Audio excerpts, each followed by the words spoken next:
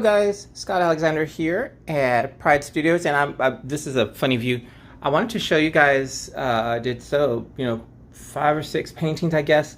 This is my spilled paint pan, and I wanted to show you guys because I do so much with this, and probably half of my products are with spilled paint or some sort of recycled paint. So I just wanted to show you what it looks like now, and then I'm going to find my tripod. Oh, here it is. I was just gonna say, I use a rubber band to hold my phone on this tripod because it doesn't have the correct attachment. Anyway, so look at all this spilled paint. What are we gonna do? What are we gonna do? And there's even some down there and some down here. First thing I'm gonna do is so once you dip into the spilled paint, you've got a whole different batch, because what you're seeing, and you've got to remember, you're seeing the very top layer. There are probably literally hundreds of layers of paint and colors, and all stack. Once you press into it and you lift, you're not going to get what you see right here on your canvas or frame or whatever trinket, because you're pulling from the front side. You're getting whatever's under it. So we can assume that part of what's under this are these colors, but they're not going to be the same pattern. So I just want to make sure that you understand that it's not. People often get disappointed because we offer to do dips at the end of our painting parties, and it's real popular because they've had a lot to drink. And I charge $5 for an 8x10. They bring me their 8x10, they bring me their pan, we'll dip it, flip it, and they think it's the best thing in the world. So, and it really is cool. I have several, probably 100 dips that are part of my needs to be sold collection, because everything needs to be sold. Anyway, the one thing that I did want to dip for sure before anything else was a frame. So I've had this frame for years and years, and when I got it, I was I was at College Station still, and it's just it's a stone frame, and I want to, and I like it because it's got the texture, so it's going to grab the paint. So another thing about whenever you're going to do a dip, so basically I'm just going to dip straight into it, right? Well, as soon as I do that, it has created a bond with this frame and anything that you put in here. So what it'll do is it'll create a suction. It'll hold itself to it. When you lift, be prepared for a tug. You're gonna need you gotta give it up. And this is where people get frustrated, is if you lift it and you do this, what I just did, and you do this slowly, what's gonna happen is gravity's gonna take effect. All that paint, because you grabbed, depending on how heavy your paint is, because this has been sitting, the longer it sits, the heavier it gets. What I mean is it starts to dry out.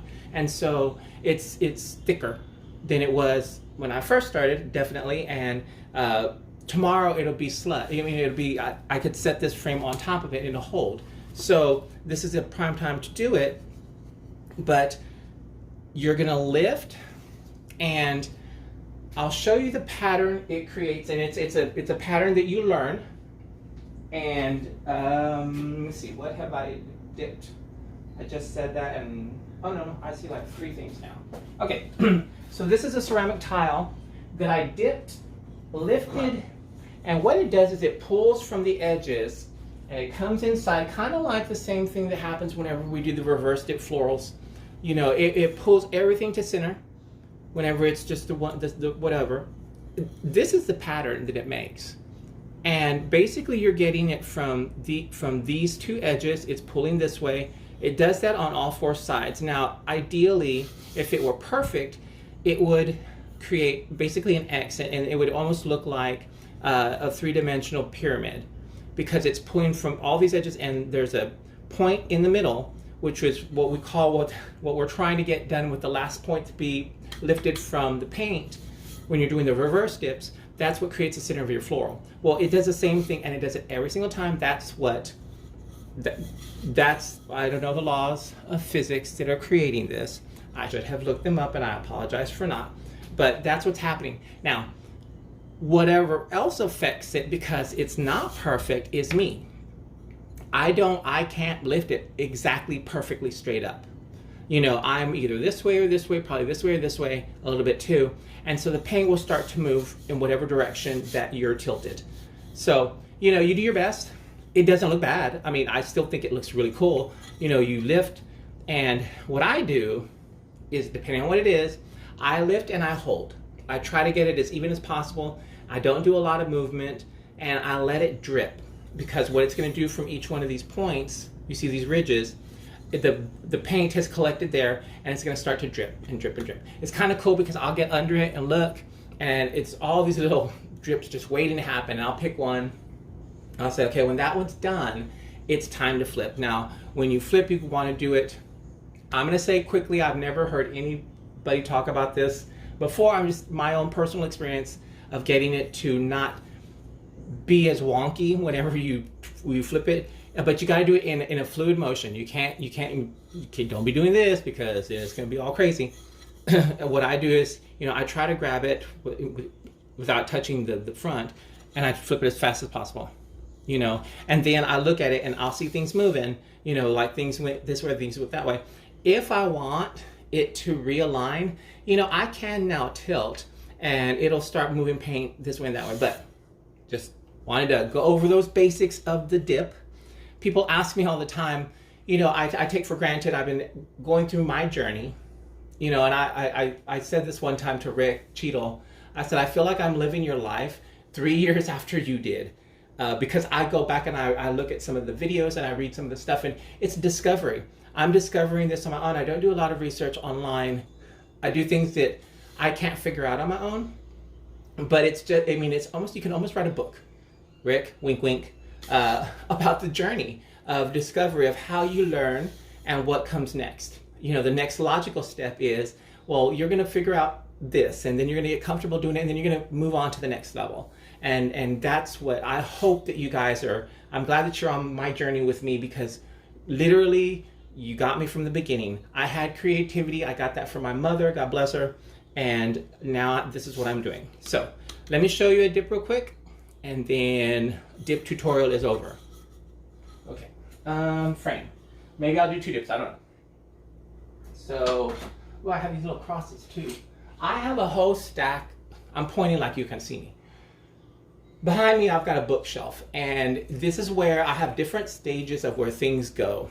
You know, if I do a painting and I love it, and you love it, I varnish it, and you know, those few lucky ones even get resin.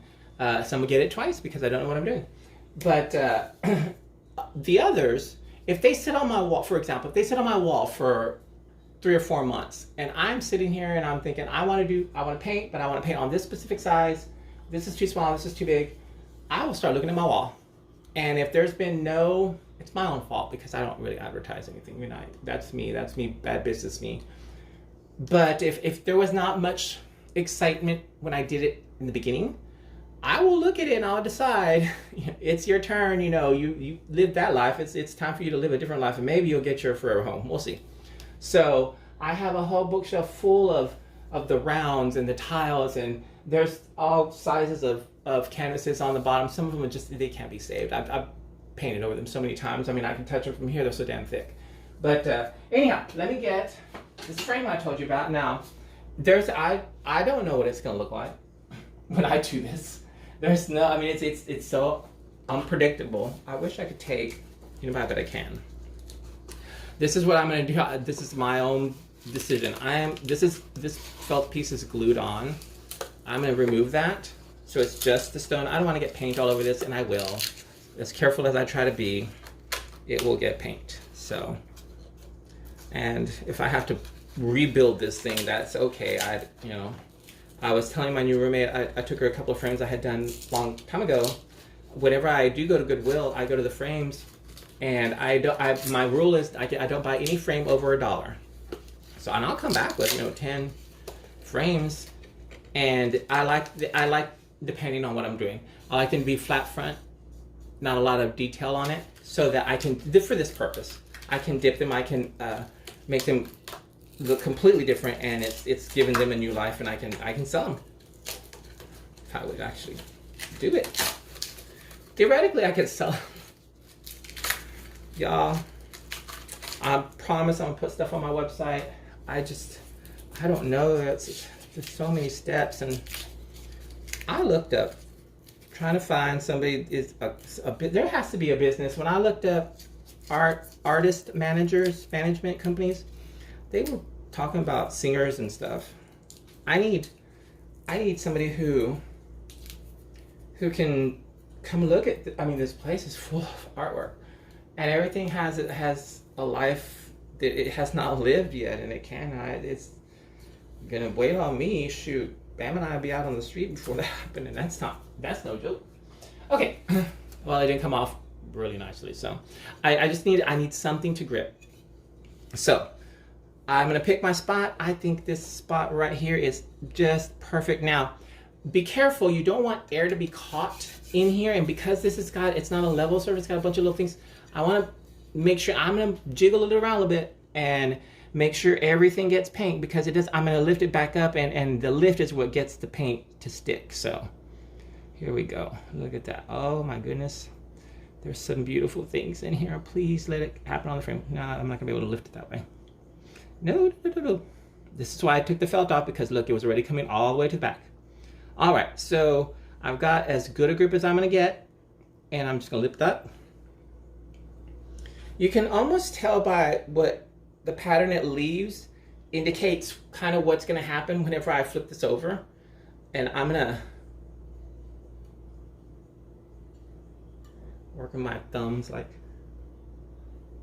I'm gonna try to look. There's not a lot that's ready to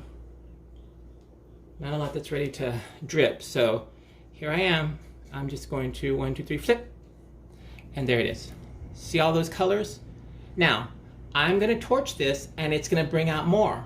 So just FYI, look at, you see that predictable pattern all the way around. That's how all these look in that shape. Where did I put those silly grapes? Oh, wait. Okay. Put this one down. And you know what? Since I don't know that it's gonna keep on it, but I'm gonna go ahead and dip. You know what? I want to look at all these beautiful colors over here. I want some of those. So I'm gonna dip this cross. Cross, you have been dipped. Okay. And flip. Oh look, I've got some yellows in there. Perfect. I can work with that. Put this over to the side. This is how dipping goes, y'all. It's quick. It's quick. You dip and flip them. And move on. What else I got? I'll put in another cross. Oh, you know what?